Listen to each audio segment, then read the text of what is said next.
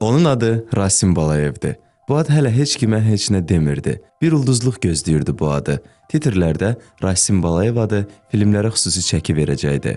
Onu da deyim ki, mən rəhmətlik atam partiya sovet işçisi olub, anam evdar qadın olub. Və biz ailədə 8 uşaq olmuşuq. Onlar biri rəhmətə gedib, qardaşım, qalanları sağdır. Mən evin böyüyü olmuşam. Təxminən 54-cü ildə, təxminən yox, elə 6 yaşında birinci sinifə getmişəm. Axsuda o vaxt bir məktəb vardı, indi 3 məktəb var. İndi 3 nömrəli məktəb deyirlər ona. Oranın birinci sinifə getmişəm. Çünki mənə evdə öyrətmişlər, mən 5 yaşında artıq qəzet oxuyordum. Bir yerli qəzet vardı, Yeni Həyat. Mən o qəzeti oxuyurdum, hətta orfoqrafik səhvlər tuturdum. Və onunla fəxr edirdim ki, mən qəzetin orfoqrafik səhvlərini tutmuşam. Hələlik isə Rasim məktəbdə oxuyurdu. Ədəbiyyatı çox sevirdi. Nəsiminin, Nizaminin qəzəllərini deyirdi. Hələ ağlına belə gətirmirdi ki, Nəsimi filmində Nəsimi olacaq. Böyük Nizami Gəncəvi onun səsi ilə danışacaq. Məktəbdə xüsusi çəkisi, hörməti vardı. Orta məktəbdə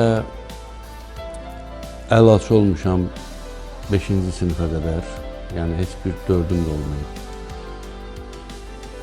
5-ci sinifdən sonra nəsə məndə belə ədəbiyyata, şeirə həvəs oyandı. 5-ci sinifə keçəndən sonra yavaş-yavaş ədəbiyyatla daha çox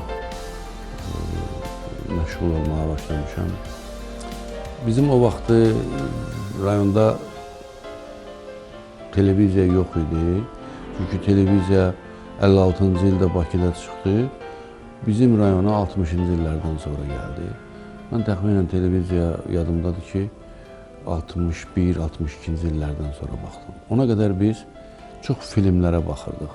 Yəni, belə də biz dərsdən çıxırdı, gəlirdik, çörəyimizi yeyirdik. Yəni, deyirlər ki, yaxşı film var. Çünki axşam filmlərinə bizi buraxmırdılar.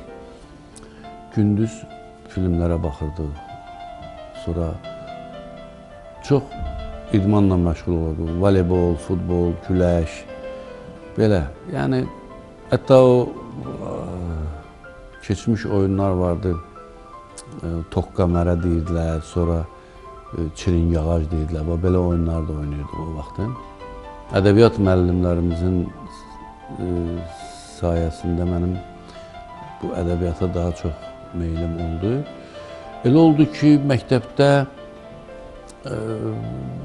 biz kiçik səhnəciklər hazırlayırdıq, valideynlər iclasında, müəyyən tədbirlərdə, bayramda çıxış edirdik. Sonra orta məktəbdə bir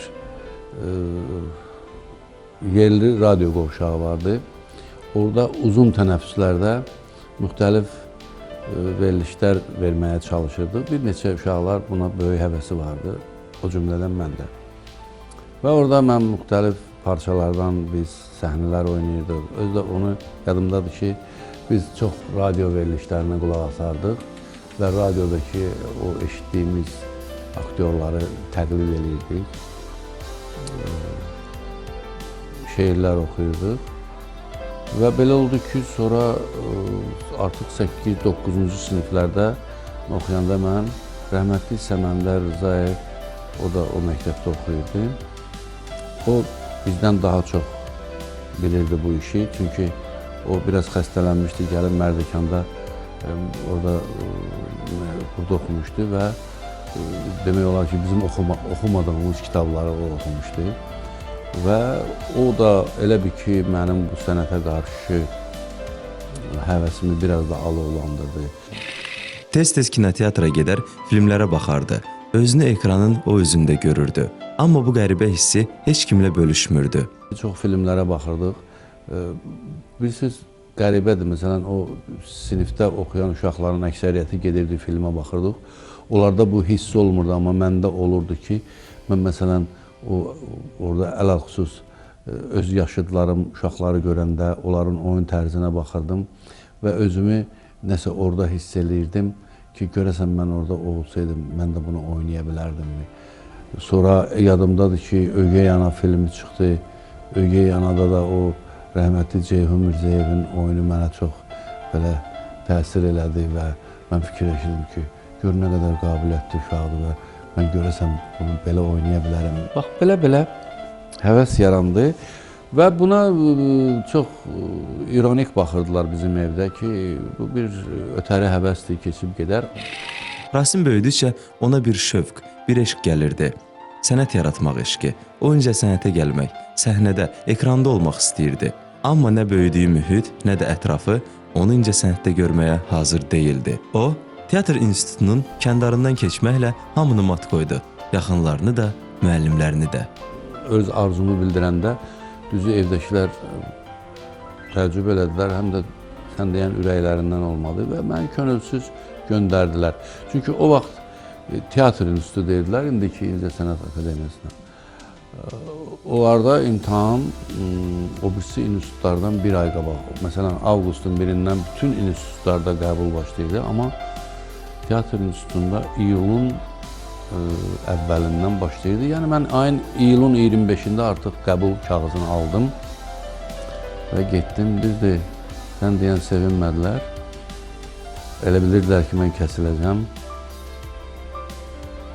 Amma sonra barışdılar. Yəni gördülər ki, mənim buna həvəsim var və mən aktyorluq fakültesinə daxil oldum və bizim kurs rəhbərimiz rəhmətli Mehdi Məmmədov idi. Sonra səhnə danışığı müəllimimiz Müxlis Cənizadə idi, rəhmətli.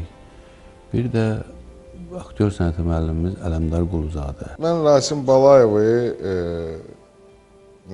gənclik yaşlarından tanıyıram. Yəni ki, biz bir yerdə, bir dövrdə, bir ildə teatr institutu var idi o zaman.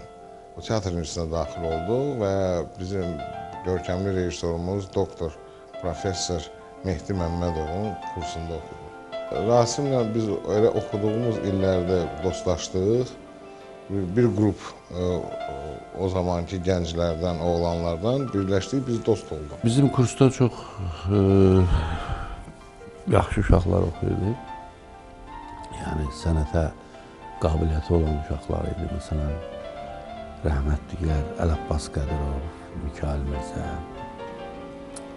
sonra Könül Axundova indi institutda dərs deyir, Vaqif Əsədov rejissordur, Azər Paşa Nemətov, Məhərrəm Bədirzadə və s. Yəni, yaxşı Tariyel Vəliyev. Yəni, dediyim odur ki, bir kursdan bu qədər uşaqların sənətə lazımlı çıxması özü böyük bir şeydir. O vaxt bizim kursu rektordan tutmuş hamı tərifləyirdi. Yəni ki, oradan da çox istedadlı uşaqlar yığılmışdı. Bəlkə də Azərbaycan aktyorlarının ən gözəl buketi Rasim Balayevgilin kursu idi, bəlkə də. Birinci kursda bir rejissor işi görəndə, orada bir Mehdi müəllim bizə tapşırıq vermişdi. Mən balaca fragmentlər, balaca əsər, hekayəni səhnələşdirib hazırlayırdı və mən Rasim Balayeva orada rol vermişdim. Yəni, Rasimin ilk rolu deməli oradan başlayıb. İnstitutu qutardım, orada da deyim ki, uğurla qutardım. Mənim məsələn diplomumda qiymətlər yazılıb. Yəni bir neçə fəndən 4 aldım, qalan hamısı 5 idi. Və mən o vaxt bir çox uşaqları təyinatla göndərdilər. Məni azad belə seçim şəraiti yaratdı rəhmətli Rahib Hüseynov. Çünki o vaxt mən Azdıramaya getmək istəyirdim.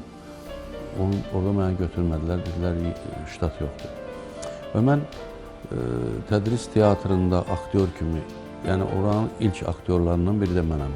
Tədris teatrının ştatda olan aktyorları və mənə saat hesabı dərs də verdilər assistent kimi. Bir neçə il institutda işlədim. Belə oldu ki, çox çətinliklər çəkdim, yəni evsizlik, müəyyən atam qəfil rəhmətə getdi. mənə kömək edirdi. Sonra biraz köməksiz qaldım. Maddi durum çətinləşdi. Və hətta mən elə bir dərəcəyə gəldim ki, mən artıq rayona getmək istədim. Çünki burada gördüm ki, mənim istədiyim şey alınmadı.